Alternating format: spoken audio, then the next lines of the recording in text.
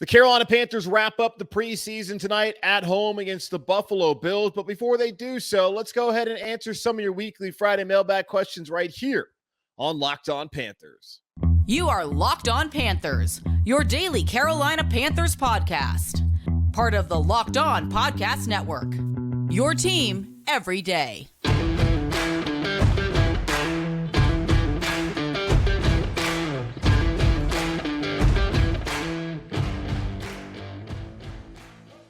Welcome into another edition of the Locked On Panthers podcast, a part of the Locked On Podcast Network. I'm your host, as always, Julian Council, talking Carolina Panthers with you every Monday, Tuesday, Wednesday, Thursday, and Friday. Your team every day. That's our motto here on the Locked On Podcast Network. Make sure to watch the show and subscribe to the show over on our Locked On Panthers YouTube channel. You can also check us out wherever you get your podcast. Just be sure to rate, review, and subscribe so you don't miss a single episode of Locked On Panthers or any of your favorite podcasts, part of the Locked On Podcast Network. And be sure to follow me, Julian Council, on Twitter, at Julian Council. Very easy, because every single Friday, like today, I answer your weekly Friday mailbag questions. To participate in next week's edition of the Weekly Friday Mailbag, either at me or DM me at Julian Council over on Twitter. The Carolina Panthers wrap up preseason tonight against the Buffalo Bills. Just to give you a heads up, like last Friday night when the Panthers had their second preseason game against New England Patriots, I will be back on the air later tonight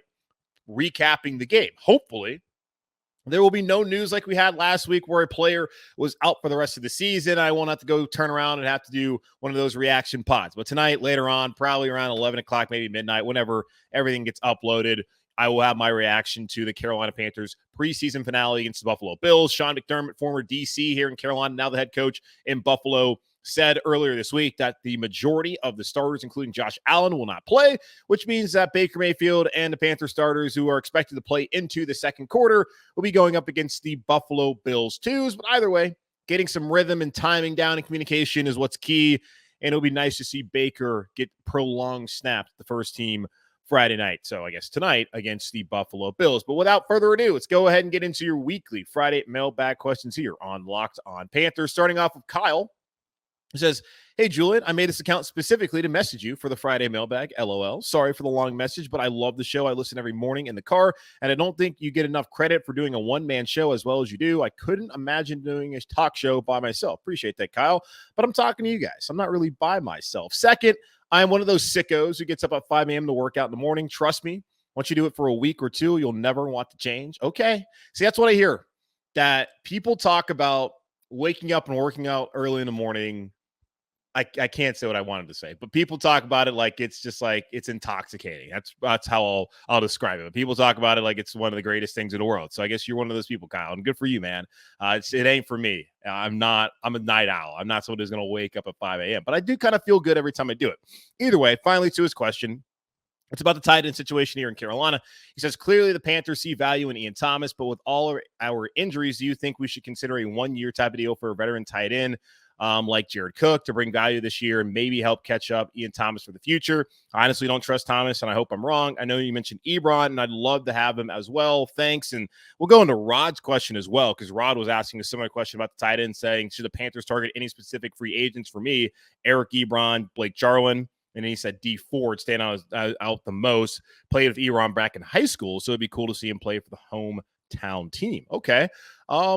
Yeah, so starting off really with just the tight end position specifically, they clearly like Ian Thomas. They drafted Tommy Trimble last year. Colin Thompson's been on the roster pretty much the last 2 years. And it seems like Stephon Sullivan is someone that they'd also like to keep around. I do think they'll absolutely keep Thomas, Trimble, and probably Colin Thompson. Whether they keep a fourth or not will be interesting to see, considering how Giovanni Ricci's played so far this preseason because of those injuries. Having him as someone who has proven, at least in the preseason, that he can be a decent receiving threat certainly helps the Panthers and probably prevents them from feeling like they need to go out there and sign a Jared Cook or a Blake Jarwin or an Eric Ebron.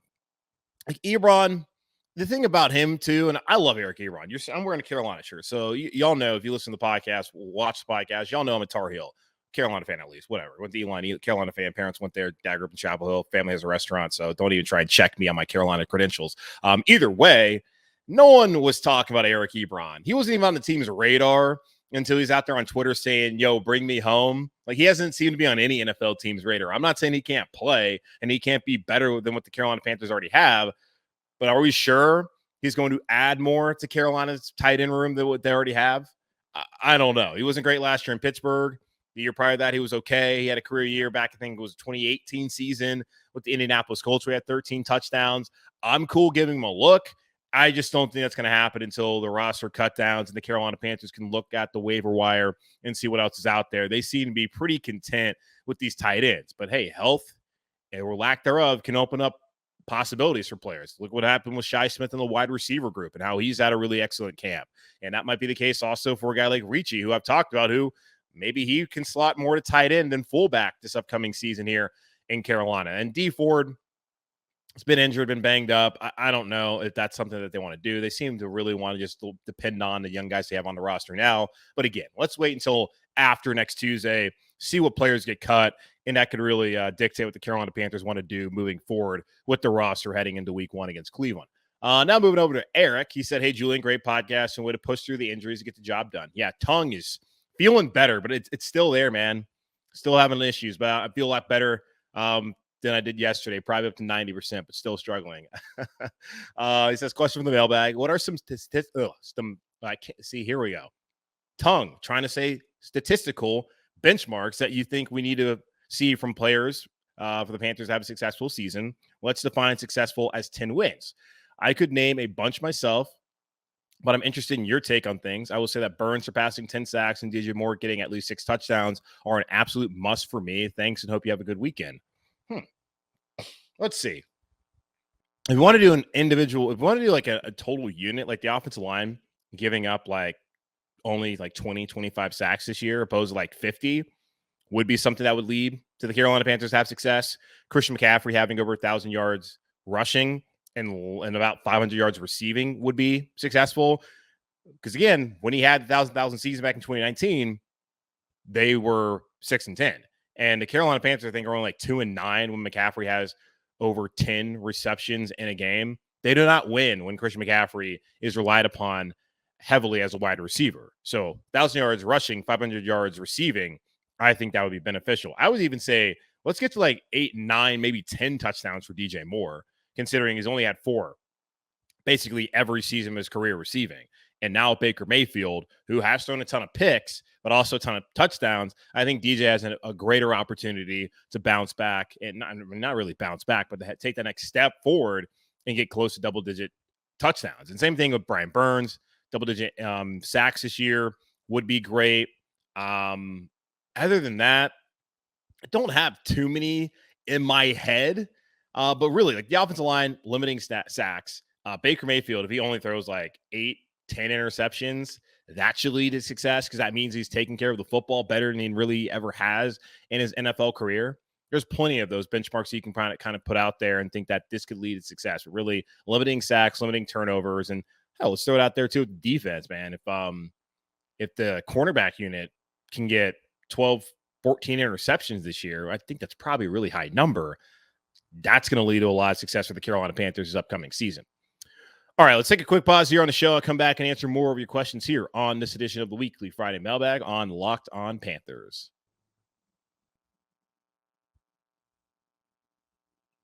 If you're living paycheck to paycheck or struggling to make ends meet, it can be really stressful when unexpected expenses come up. Now, Dave can help you get out of a pinch when you really need it. Dave is a banking app that can help you get up to $500 instantly with extra cash. That's more money to fill your tank, buy a wedding gift, or catch up on bills. You can finally tackle those expenses that have been stressing you out without any hangups. There's no interest and no credit check needed. Millions of people have already downloaded the Dave app to get the financial relief they need with extra cash. So if you're in a pinch and need some extra help, download Dave and think of it as a helping hand from future you.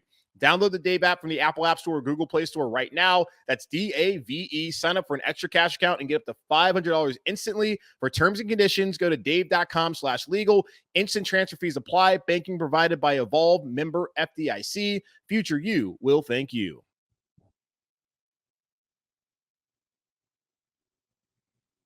All right, let's get back to your mailbag questions here on the Weekly Friday Mailbag on Locked On Panthers. Either at me or Julian Council participate in next week's edition of the Weekly Friday Mailbag. Now on to Alex, who says, if Baker gets off to a hot start, do you see the Panthers try to extend him early in the season? Contracts for quarterbacks continue to go up, and it wouldn't be the first time they took an early chance on a quarterback contract to save a buck. I assume you're mentioning Sam Darnold last year when they picked up his fifth-year option. I hope that they've learned their lesson to not give guy guaranteed money after only seeing him play very little or not at all.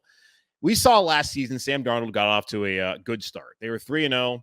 He was not playing like the Sam Darnold we're used to seeing, but then everything fell apart. If Baker Mayfield has a similar start, they should not give him an extension. Like Sam Darnold, I don't think was going to get an extension, even had he played really well through the first 5, 6, 7, 8 weeks. They need to let the entire season play out, because it's a 17-game schedule. And they need to see whether Baker Mayfield is going to lead them to success later on in the year. And Scott Fitter has already said this. We're going to see how things play out in November and in December and hopefully in January before making any sort of decisions on a future at the quarterback position as it pertains to Sam Darnold, Baker Mayfield, of course, and Matt Corral, who's out for the season with that Lisfranc injury. They don't need to make any sort of decision at all until they've seen Baker play every game this upcoming season that he's healthy for. And hopefully he's going to be healthy for all 17, plus if they can get into the playoffs as well. So no, I don't see Carolina going out there trying to get an extension for Baker Mayfield in the middle of the season. Like maybe if it's like, hey, they're 15-0 and Baker Mayfield's been incredible, like let's go ahead and get this done. I do think if they get to the playoffs, they're going to at the very least franchise tag Baker and then try and figure out what they can do as far as a long-term deal after that, as they're going to have a lot of contracts they're going to try and work out in the offseason in 2023. Going on to another Kyle who says, hey, Julian, great week of podcasts as always. Thanks, man. Always appreciate you reaching back out to me. After Monday's presser, do you feel like Baker wants to be here long-term, or is he looking to use this year as a springboard to go somewhere else in free agency? Yeah, I don't really look at guys in the NFL going somewhere and looking at it as a springboard, like, hey, I'm going to play really well here, and then I'm going to go elsewhere. That's not kind of how the things work. Like, they stay with their teams. Like, it's not really like in college, like the transfer portal. It's like, oh, hey, I played really good at this small school. Like, let me go transfer to Bama now and go see if I can like ball out there. Like, I don't look at that as a similar situation that would play out in the NFL, especially with the quarterback position. Like, when you're a quarterback, you just really want to stay where you're at and you want to get paid. And I'm sure Baker's going to love living here more than he loved living in Cleveland, if he liked living in Cleveland at all. Like, Charlotte's a great city. Not to sit here and say Cleveland's not, but come on, like, let's be honest. Where would you rather live if you're Baker Mayfield? Charlotte or Cleveland? Probably Charlotte. No, if Baker Mayfield has success, he's going to want to be right back here in Carolina. I do know one thing, though. He was not happy about taking that pay cut, and it is still kind of gross in a way. The Panthers were like, hey, Baker, take a pay cut while we pay Sam Darnold nearly $19 million this year, who's a worse quarterback and a guy that we're not going to start at all this year unless you get injured. And so I can see why Baker might be like, oh, you guys kind of did me dirty there, and I'm not going to give you a discount. That could come to bite them in the ass down the road, or if Baker's still kind of upset about having to give that money back, where he's like, I don't want just that money back. I want even more because y'all squeezed me last year when you probably didn't need to do that at all, just to save a buck and kind of in a way lowball me heading into the season to be your starter. Like, he's only getting paid $4.85 million by Carolina to be the starter. Like, Cleveland's paying 10.5. So he's still getting plenty of money, but Baker's looking to get paid this offseason. And you look at the rest of the NFL, and like, if he becomes a free agent, which again, if he plays well, the Panthers are going to franchise tag him. He's not going to have an option to be a free agent elsewhere. They can franchise tag him and then maybe trade him elsewhere. But then what position does it put Carolina at quarterback going into 2023? Probably not in a good position at all, unless they're getting a number 1 overall pick and they have Bryce Young or CJ Stroud. But even then, you already have a number 1 overall pick in Baker Mayfield. If he plays well, that's the guy that you would want to keep. Like, the Giants, they might have a job open if Daniel Jones doesn't work out. I mean, the NFL quarterback market is insane. Seattle, same case with Geno Smith and Drew Lock up there. I can't imagine that that's what they really want to do long-term with either one of those guys as their starting quarterback. But Seattle also had the opportunity to go out there and trade for Baker. Maybe Baker thinks about, hey, they didn't want me, so why would I go out there and do that? Atlanta, that could be an option. See, New Orleans as well, depending on how things play out with Jameis for this season, because when you look at it, Seattle has Jameis as a starter based off of the contract, but then next year they could go elsewhere. I don't really think that's what they would want to do. They probably would rather go into the draft instead of trying to go back there in the veteran free agent market and try and bring in a quarterback. Tampa Bay, Like, really, it's interesting. The entire NFC South could be an option for Baker Mayfield if he truly was a free agent. But the way the NFL is set up, he's not going to be able to leave on his own accord unless Panthers just don't want him. If the Panthers want him, he'll be here. He's not going to be able to springboard to another place in the NFL. Like, the Panthers are going to franchise tag him or give him an extension. He's going to be stuck here. And stuck is probably not the best word, but really they could hold him hostage if they want to. Think Le'Veon Bell in Pittsburgh. Pittsburgh didn't want to pay him that running back salary. They said, here's franchise tag. He's like, all right, fine, I'll play with it 1 year. Next year, here's franchise tag. He's like, nope, not going to play at all this season. That would be Baker's only option if he wants to get out of here. Cameron asked, over under 10% chance we make it to the Super Bowl this year. Under. It's extremely difficult to get to the Super Bowl. I still don't know whether this team even knows how to win. I'm bullish on them to win 10 games. That does not mean I think they're going to win the Super Bowl. If they get there, there's 12 teams. They're going to be in the same position. Or I guess, no, 14 teams now. They're going to be in the same position that believe they can get to the Super Bowl. And typically, whoever has the bye is a team that ends up going to the Super Bowl. I know last year the bye was Kansas City and they didn't get there. I think that last year might have been one of the anomalies because typically whoever has the number 1 seed, that's the team that goes, unless it's the Green Bay Packers with Aaron Rodgers. They always find a way to mess that up. But now, especially that they only have 1 bye, that's the favorite to typically go to the Super Bowl. I don't think Carolina's going to get the bye. If they don't get the bye, I find it difficult, especially for a team I think is not going to win the division. Compete, maybe win it, but a team I would say right now is not going to win the division. To go on the road 3 straight weeks, don't see that happening. And the times where they've won the Super Bowl or they've gone, the season where they're the number 1 overall seed at home, both games. And in 2003, home game, then 2 road games. It's difficult to go that path even when you have a home game. The 3 on the road, it's been done before. I think the Giants did when they beat the Patriots that 1 year. I don't necessarily think that this team is especially they've never been in the playoffs too. It's so important to build. To go 1 year, then they keep building towards that Super Bowl. You just don't go. Like, you've seen the Rams. Like, they built towards what they did last season. It helped to get Matthew Stafford in and all the great players that they brought in along the way, like Von Miller as well. It didn't just happen overnight. The Carolina Panthers have stunk the last 2 years. It's just not going to happen where they go from being terrible, in my opinion, to being in the Super Bowl. It's possible. We've seen the precedent been set in the NFL before. Look at Ron Rivera's teams. When they started winning, they went from winning the division, going 12-4, losing in the divisional round. Then the next year they were a playoff team, won a division 7-8-1, won a playoff game, lost again in the divisional round. And then next year they went 15-1, went to the Super Bowl. So it takes time to build towards that. So I'm going to say it's under 10% chance that they make the Super Bowl this upcoming season, just based off a super young team. And they've never even had success, at least the core of this team in the NFL, for me to think that, oh yeah, all of a sudden they're going to find a way, get to the playoffs and go to the Super Bowl. All right, take another pause here on the show, then I'll come back and answer the rest of your weekly Friday mailbag questions here on Locked On Panthers. BetOnline.net is the fastest and the easiest way to check in on all your betting needs. Find all your favorite sports and events at the #1 online source for odds, lines, and games. Find reviews and news of every league, including Major League Baseball, the NFL, NBA, NHL, combat sports, esports, and even golf.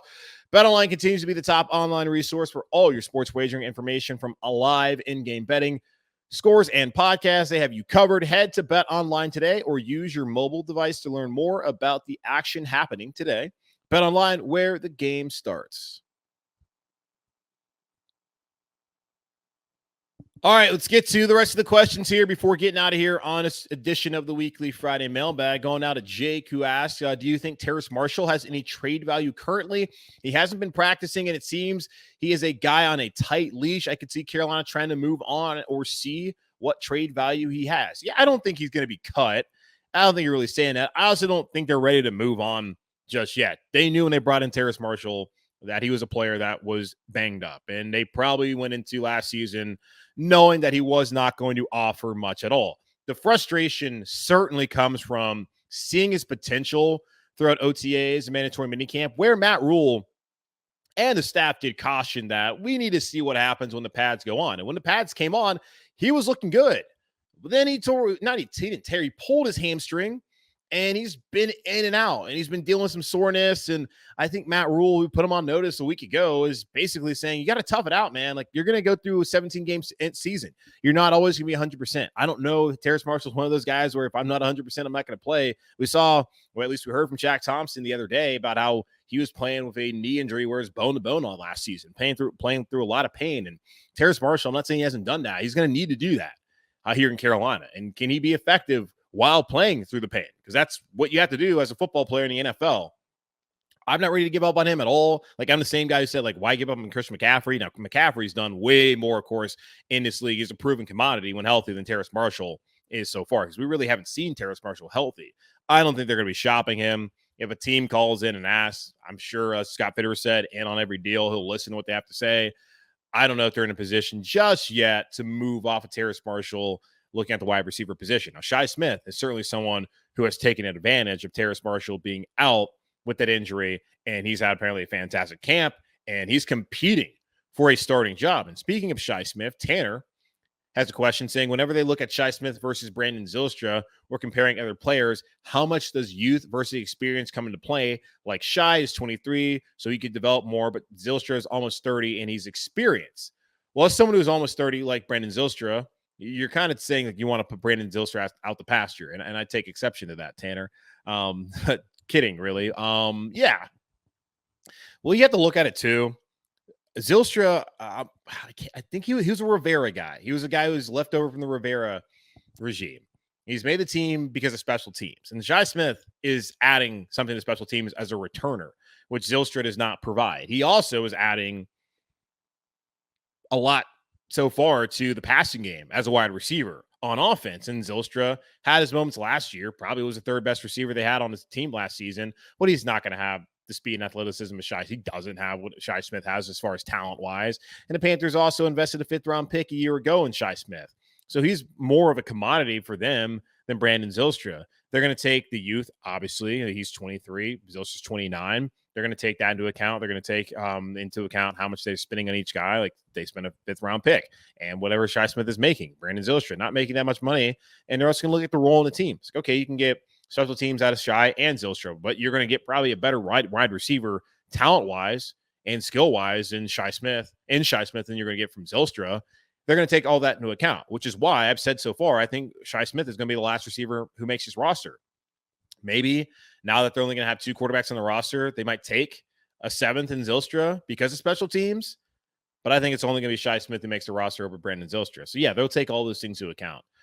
And final question here.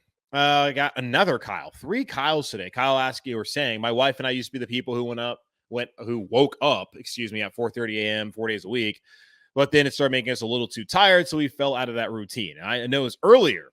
I think it was a Kyle that we had earlier who talked about how he wakes up at 5 a.m. And once you get used to it after a week or two, then you are like ready to go. It's hard for me to even go to like a 7 a.m. class. Like, come on, like 5. Waking up at 5:30 is too much for me, but good on y'all. And Kyle, hey, you and your wife, I think y'all did the right thing. But either way, let's get to your question. He's got another question about production, asking what kind of numbers are you expecting from Luvu and Gross Matos this season. I don't know.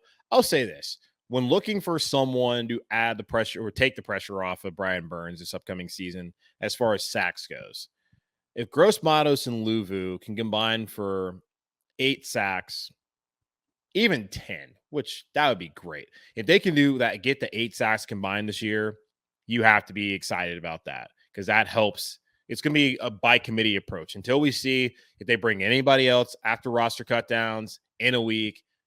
We'll see what happens. But right now, if they can get 8 sacks combined from those 2 players, I think that's a positive for the Carolina Panthers. You're going to throw in Marquise Haynes, who's had 7 sacks combined the last 2 years. If he can have 4, 5, 6, maybe 6 sack season this year, and you add that in, you've already made up for the lost production from a year ago of Hassan Reddick, who's now in Philadelphia. So I don't know how much I'm really expecting, but I think that would be a good benchmark to hit this upcoming season if the Panthers are going to have success in 2022.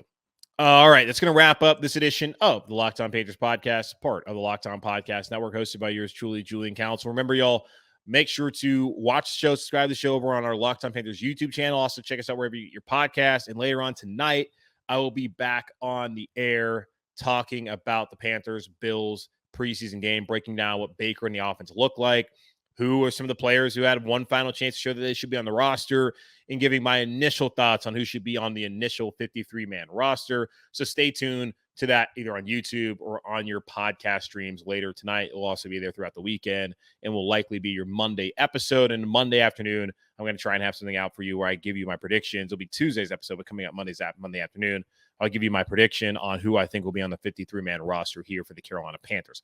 But in the meantime, stay safe, be happy, be whole. And if you're going to the game, have a great time.